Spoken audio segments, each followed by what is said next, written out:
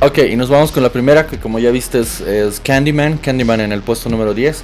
Y esta es el remake que en teoría, siguiendo la línea de tiempo, al parecer la venden como si fuera la segunda parte o una continuación de la primera. La primera parte y la original en este caso data de 1992 y está basado en el libro de Clive Barker. ¿Quién es Clive Barker? Clive Barker es como el HP Lovecraft de los noventas. Y te voy a dejar un par de fotos acá para que te ubiques. Él básicamente fue el creador de Pinhead y otros increíbles personajes. Entonces Clive Barker es uno de los dioses del cine de terror de los noventas y parte del 2000 también. Entonces, si viste la de 1992 o si la vas a ver, vas a notar cierta resemblanza con lo que es la reedición. O en este caso la secuela tipo spin-off que hicieron para este 2021. No está en un puesto más arriba porque la verdad no me gustó mucho la carga social que le pusieron. Y en este sentido, Jordan Peele es muy incisivo. Sus películas son muy buenas, desde Oz, Get Out, tienen mucha carga social. Entonces eso lo hace que sea una película diferente. Pero también tiene mucho terror, mucho suspenso. Pero algo que notas es que todas sus películas tienen esa carga social y ese tema de Black Lives Matter, si quieres verlo así, sencillamente.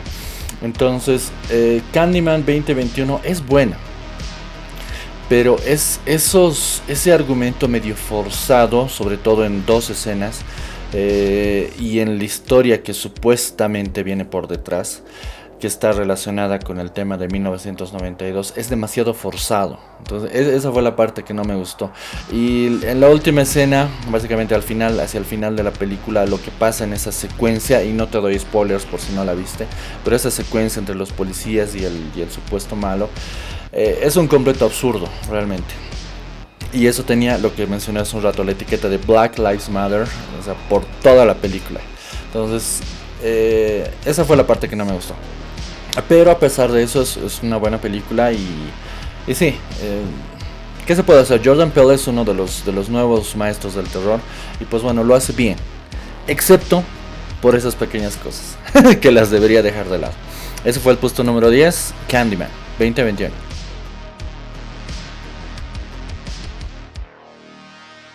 Ya lo viste, en el puesto número 9 está The Manor o La Mansión.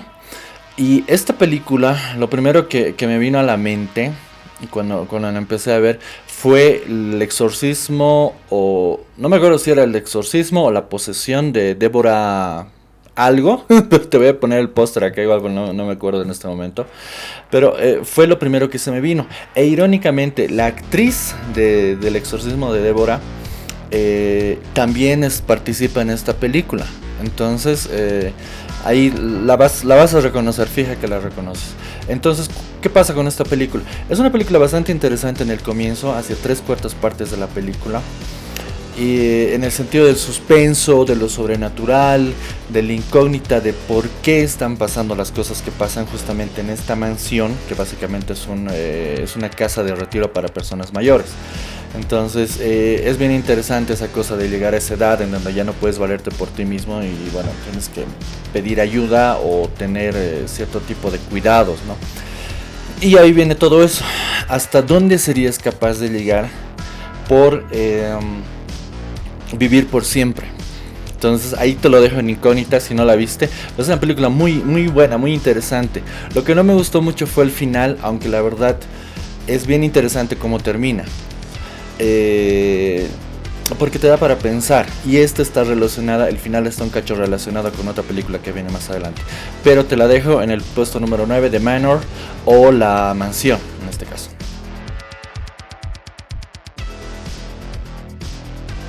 Número 8, M. Night Shyamalan. M. Night Shyamalan. Pinche M. Night Shyamalan. No, mentira. A ver, M. Night Shyamalan es hiperarchiconocido por su mejor película hasta el momento, incluido obviamente Older, y ya tiene está en preproducción otra que no recuerdo en este momento el nombre, pero si la cacho te la paso aquí para que ya estés atento si te encantan sus películas. Pero a criterio personal, la única buena película que hizo básicamente fue El Sexto Sentido con Bruce Willis, la de veo gente muerta. Entonces esa fue el epítome para mí de su carrera. Después las demás que vinieron fue como de menor a mayor. Entonces fue como haber empezado, no sé, con... Ay, no entraremos en analogías. Pero fue su nota más alta, El Sexto Sentido, y después solo una picada, para mí, tremenda. Entonces no volvió a repuntar. Ahora, ¿qué pasa con Older? ¿Y por qué la catalogo dentro de las 10 mejores películas hasta el momento? Irónicamente, esta película no está escrita por él, está basada en un libro. Entonces como que la historia ya está hecha y a él le tocó plasmar en el celuloide, o en este caso en una película, con una trama, con un argumento y con unos personajes bastante interesantes, porque en realidad M. Night Shyamalan, algo que no le puedo discutir es que tiene una cinematografía espectacular, y en esta película sobre todo se nota ese trabajo de fotografía y de cinematografía que hacen. Entonces eso es algo que no le puedo discutir. O sea, el tipo tiene esa visión y ese ojo para captar esos momentos único. Claro que si te fijas bien, esta película, justamente por las condiciones y el lugar donde se filma, tiene varias escenas con CGI, o lo que es la pantalla azul o la pantalla verde, los famosos efectos especiales y demás. Entonces tiene varias escenas, pero la mayor parte de las escenas son en vivo en la playa y demás. Entonces es una película bastante interesante. El final sí me gustó, estaba bien. No es tan visceral como otras películas, por ejemplo. Pero aquí, como te digo y te repito, se valora mucho el tema de la cinematografía, que yo creo que la vas a disfrutar. Es una película bastante entretenida, es de mucho suspenso, y la cosa es saber qué es lo que pasa y por qué. Y tiene un twist, un cacho medio raro, pero, o un giro si quieres medio raro. Pero de todas formas es una película agradable. Me agradó mucho de manera visual. En el argumento, las situaciones y demás, está interesante. Está Gabriel García Bernal, está este otro actor que no me acuerdo, que salía en A Knight's Tale con Heath Ledger. No me acuerdo cómo se llama, pero te lo voy a poner igual acá para que te ubiques. Pero está él, entonces hay personajes bastante interesantes. Es una película que puedes disfrutar bastante porque es entretenida en todo. Pero no es la mejor de M. Night Shyamalan y está muy lejos de la mejor en este caso, igual que el resto. Así que ahí te lo dejo. Y más adelante voy a tener un especial de M. Night Shyamalan, solo un video dedicado a todas sus películas, rankeándolas de la mejor a la peor. Y lo más probable es que todos estén en el puesto 10. Pero eso lo vemos más adelante.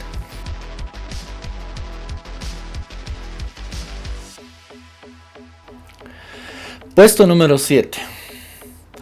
Es una de las películas entre los conocedores del cine más amada y odiada de este año. Si bien en la taquilla ha sido un rotundo éxito, la verdad, creo que más se llevaba por el tema del morbo y la cantidad de violencia desmedida que ves. Como ya vimos, en el fandom de Halloween se cuentan 25 muertes. O 23 o algo así, pero no pasaba de las 25. Y sin ir más lejos, yo siendo quisquilloso en este tema, o hasta chinchi si quieren, yo conté 35 por lo bajo de muertes.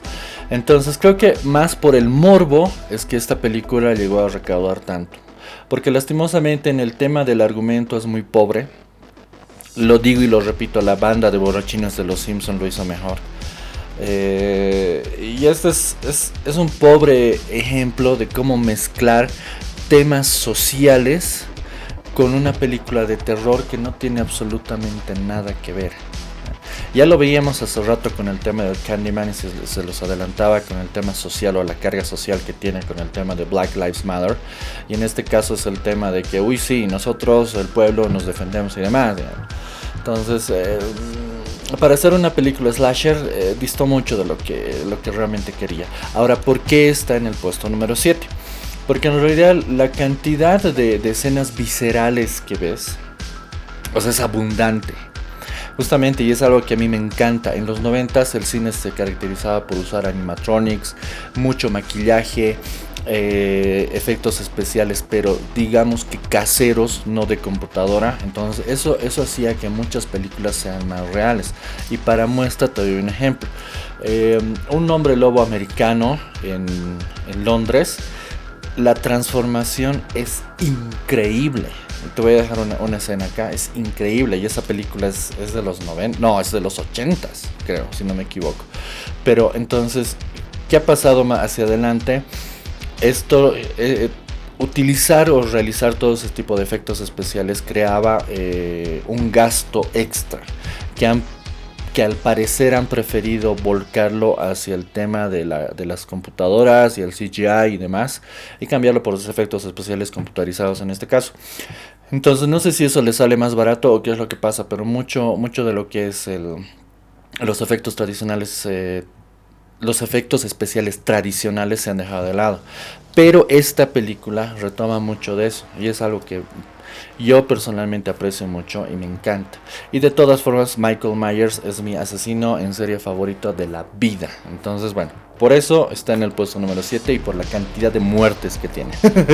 Pero si hubiera sido por lo demás, ni siquiera llegaba al 10, la verdad.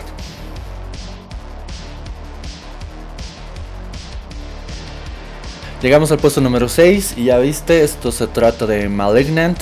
Esta estaba llamada a ser la película boom de este año. ¿Por qué? James Wan ha probado ser uno de los maestros o una de las personalidades de la nueva ola de directores en lo que se refiere al cine de terror. Entonces a él le debemos cosas como Saw y otras películas más que son muy buenas. Obviamente está el tema del Conjuro y demás. Entonces él tiene una visión totalmente opuesta a lo que podría ser M. Night Shyamalan. Si ves Older, es todo color, hermoso. Bueno, los paisajes también dan para eso y se supone que están de vacaciones, ¿no? Pero es que la visión de M. Night Shyamalan es más colorida, si vale el término. En cambio, James Wan lo pone todo oscuro y le encanta ese carácter ófrico, entonces es ideal para las películas de suspenso. Ya lo vimos en El Conjuro, en Saw, que también sonaba hace un momento, y ahora vuelve con Malignant, o Maligno en este caso. Ahora, ¿qué pasa con esta película? Esta película entra dentro del género giallo, o giallo si quieres, a lo burdo, que es un género que se originó en Italia y es básicamente la mezcla de criaturas sobrenaturales con violencia desmedida. Y cuando se generó esto, cuando nació en Italia, tenía matices de erotismo y otras cosas más. Digamos como típica película slasher de los 80, ¿no? Mucho no pero bueno. Entonces, ¿qué pasa? Malignant es una muy buena película. Es buena película, o sea, yo realmente cuando la vi, sí, no me causó ningún tipo de susto, pero sí me intrigó mucho qué es lo que pasaba, de dónde venía esto. Y en determinado momento, ese giro que le dan, tú dices, acabáramos, en serio, y ya. Entonces, fue muy interesante esa experiencia. Ahora, la película es bastante interesante y te atrapa en el sentido de que no sabes si es sobrenatural, no sabes si es algo científico o no sabes si es algo demoníaco. Entonces es bien interesante esta película. ¿Dónde falla? ¿Y por qué no está más arriba? Porque en realidad el final fue un cacho forzado y ese giro que le dieron como que no cuajó mucho, digamos. Esa fue la parte que no me agradó mucho. Y el final ya lo vi muy forzado, en el sentido que obviamente tiene esa cosita de es digamos como que Jason, que ya lo matan, que esto que el otro y demás, están dejando Crystal Lake y de fondo, mientras la pantalla se pone oscura, escuchas el o algo así. Entonces dices, oh, se viene la siguiente. Entonces, es eso. Fija que va a tener segunda parte. Es más que seguro que va a tener. Pero no es de los mejores trabajos de James Wan. Pero es buena. Entonces por eso está dentro de este ranking. De todas formas, es una película muy recomendable. Hay escenas totalmente viscerales, igual muy buena. Me encantó la actuación de la actriz principal, que no recuerdo cuál es su nombre, pero ella también está en Annabelle, por ejemplo. Entonces es una película bastante interesante, muy buena. Hay alguna que otra escena muy sobrecargada, o en este caso exagerada, pero bueno, es cine, ¿eh? Entonces así tiene que ser. No estamos hablando de algo creíble, ¿no? Entonces está bueno, te la recomiendo mucho. Malignant, puesto número 6. Puesto número 5. There's Somebody in Your House. Sí, There's Somebody in Your House. O hay alguien en tu casa. Esta no me llamó la atención, porque si no me equivoco, esta se estrenó en septiembre más o menos. Y cuando la vi por primera vez dije, ya, digamos. Porque se me hacía que era otra típica película de hoy sí la casa está maldita, o alguien quiere entrar en la casa, o algo así, digamos, algo como La Casa de Cristal, o Cuando un extraño llama, o no sé, La última casa a la izquierda, cosas así. Entonces no me llamó mucho la atención. Pero como estaba enfermo y tenía que hacer la maratón, entonces bueno, dije ya de todas formas voy a ver las películas. Entonces sí la vi. Y me agradó mucho hasta la mitad hasta la tercera muerte. ¿Por qué? No te voy a decir que es la típica película, pero en realidad tiene muchísimos matices de lo que es Scream y I Know What You Did the Last Summer, o Sé lo que hiciste el verano pasado. Entonces, si viste alguna de esas películas o alguna de las muchas películas de los 90s, películas teen slasher o slasher de adolescentes, entonces al tiro te vas a dar cuenta de las referencias. Y me gustó el comienzo, porque básicamente es un asesino en la onda de Ghostface, que va castigando a los que infligen temor, miedo o hasta violencia contra otros estudiantes más débiles, por decirlo así, ¿no?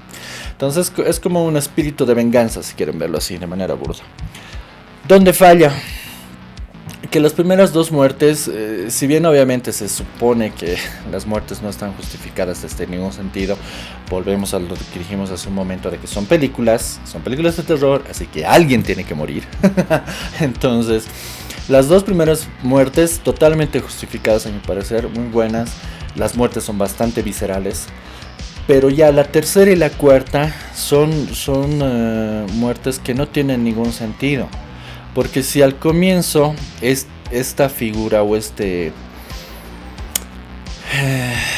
tipo que va vengando, va asesinando estudiantes, al parecer se centra en los estudiantes malos, abusivos y demás cosas, después asesina a dos personas que básicamente eran otros que sufrían.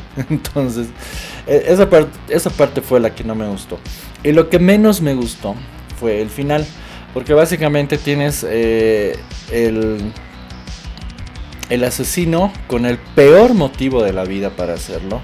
Y esto no fue como en Scream, donde se hace la burla y le dicen, ¿no? ¿Quieres un motivo? Pues, ¿qué tal la falta de sexo? Y la confrontan al personaje de Neve Campbell. Es bastante graciosa esa parte. Pero en esta, los motivos del asesino, en este caso, son bastante patéticos. Entonces ahí es donde pierde todo el punch con el que venía. Incluso ya, esas muertes sin sentido las podías haber pasado. Las podías fácilmente, porque eran dos. Porque después viene un montón más. Pero las podías haber pasado, pero ¿qué pasa? Que después de eso ya entra en el tema de que obviamente lo descubren. Y ahí es la típica trama de, hoy sí, lo hice por esto. Y su motivo es totalmente patético. El asesino se desvirtúa totalmente. Y ya hasta te da pena. Y dices, pucha, ya mátenlo de una buena vez, digamos. Entonces, ahí es donde flaquea. ¿Por qué está en el puesto número 5? Porque fue un guiño bastante directo a las películas, a las teen slasher de los 90. A mí me encanta esa época. O sea, si te recomiendo películas para ver, ya sabes, la trilogía de Scream. Obviamente sé que I Know What You Did Last Summer, o sé lo que hiciste el verano pasado. Sé lo que hiciste el verano pasado, perdón. Urban Legend, o leyenda urbana, la 1, la 2, ni por si acaso.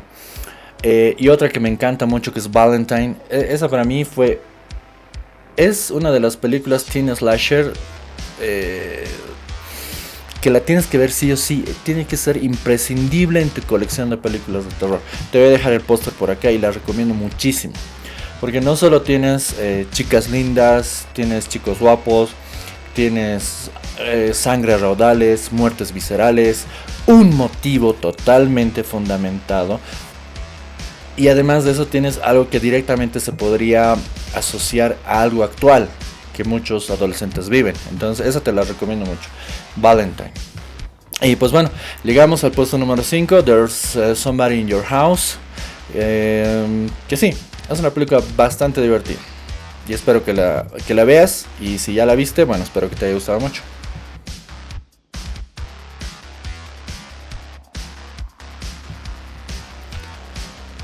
Puesto número 4, The Deep House. O La Casa en la Profundidad, o La Casa Profunda, o La Casa en lo Profundo, o algo así, no sé qué le pusieron en español, pero este Deep House.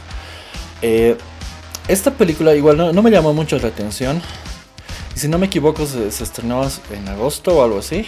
Pero, o sea, la vi y dije, ya, bueno, ya. Y cuando me enteré que es una producción francesa, dije, caramba, a ver, veamos. Porque, ulala.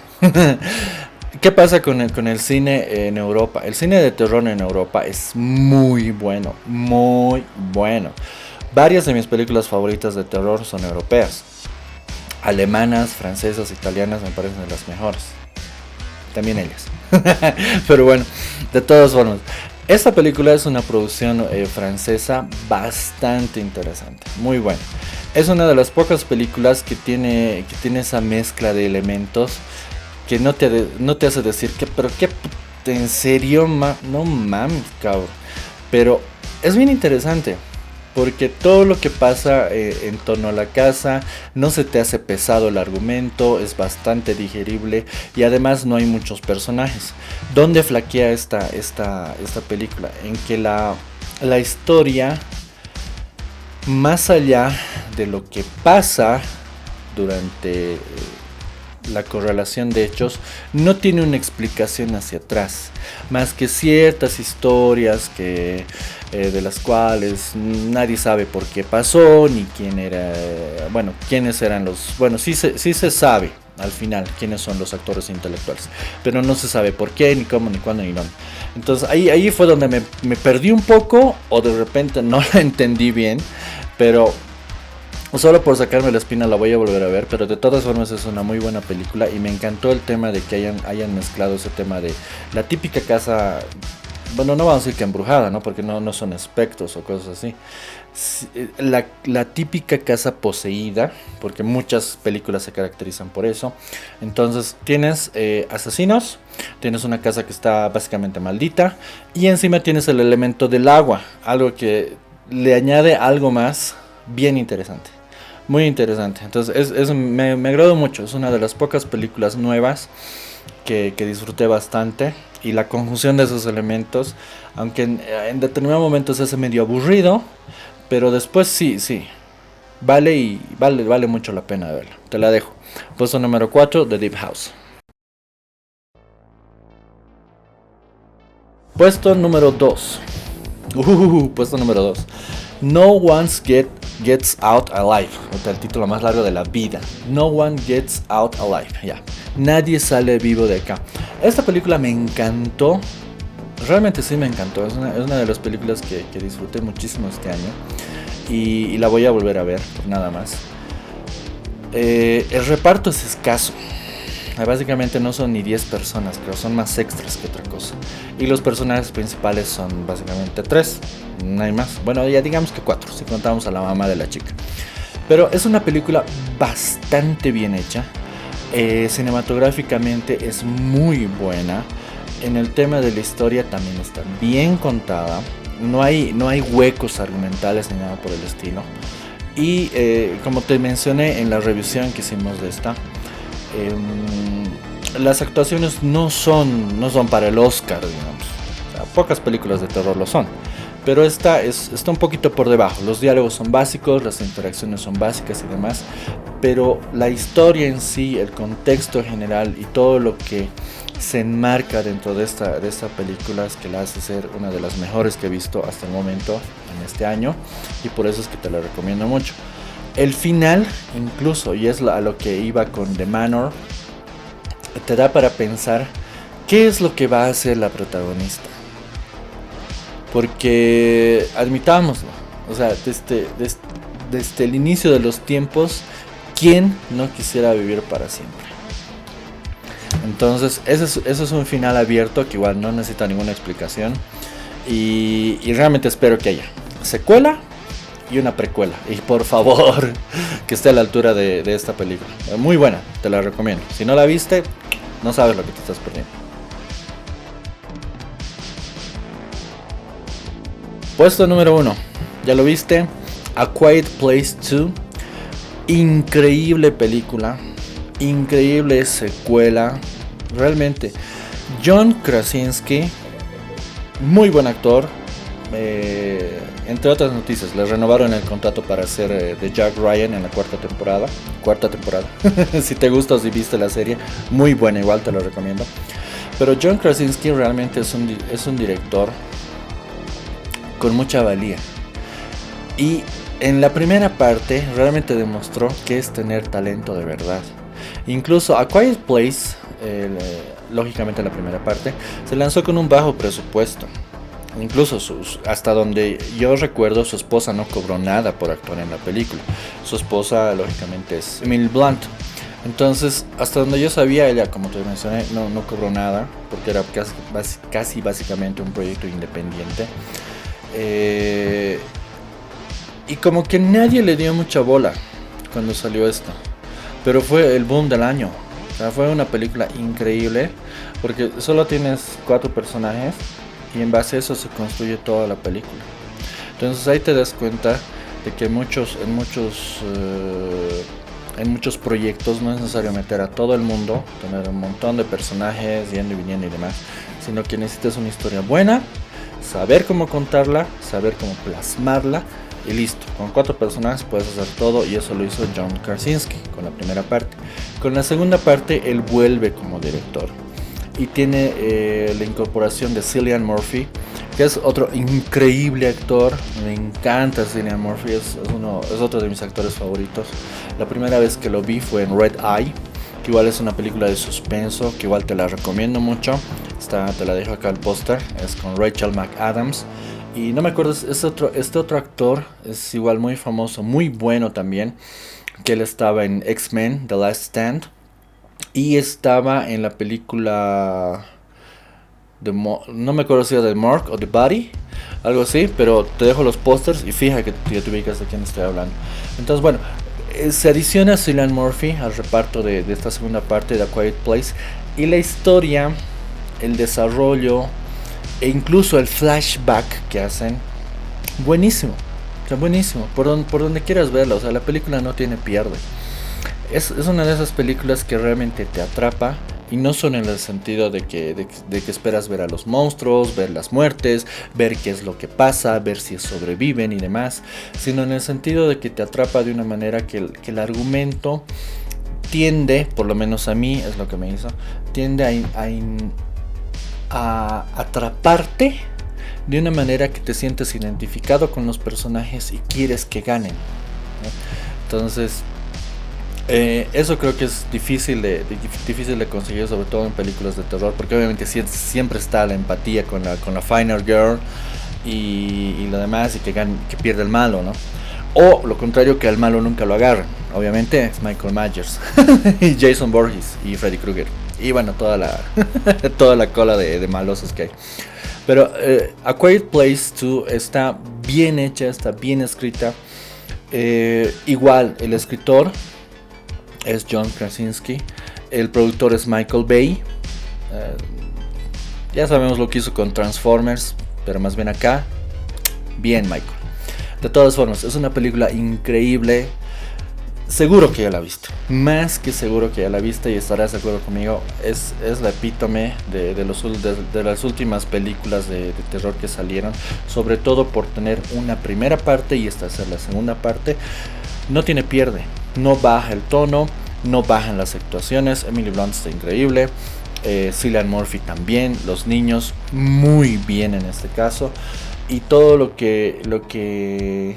todo el contexto de la película está muy bien realizado. Incluso me gustó el tema de que tengan ese pequeño guiño a lo que fue en su momento Halloween 2 o Halloween 2 en este caso, de que empieza justamente y directamente después de los acontecimientos, incluso esa misma noche, cuando termina la primera parte.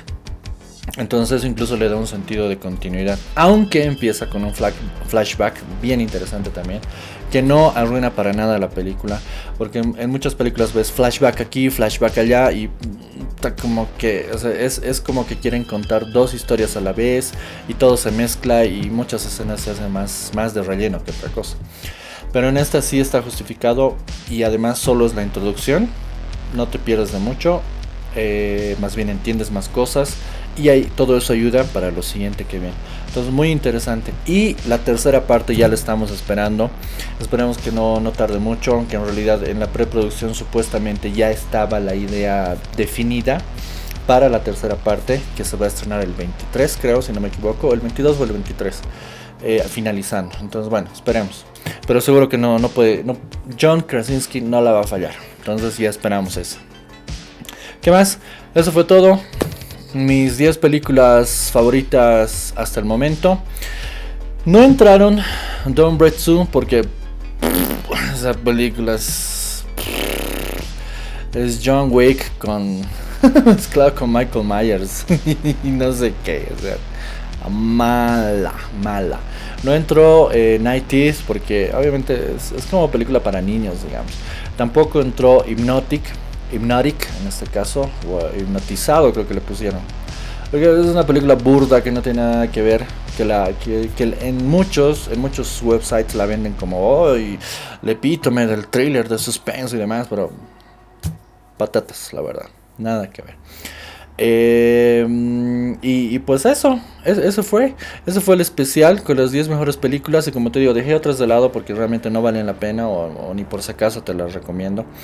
La única que sí me quedó por ver y no alcancé, porque realmente no me alcanzó el cuero para ver tanto terror durante estos días, fue la trilogía de Fear Street.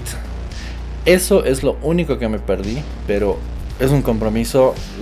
Voy a ver la trilogía y te voy a traer la reseña en estos días para que si no te llamó la atención la veas, y pues si la viste y te gustó, pues espero concordar contigo, y fue lo único que me faltó. Después todas las películas relevantes sí las vi hasta el momento. Espero que muchas más salgan, y pues bueno, siempre va a haber terror del bueno para destrozar o para disfrutar, así que veremos qué viene.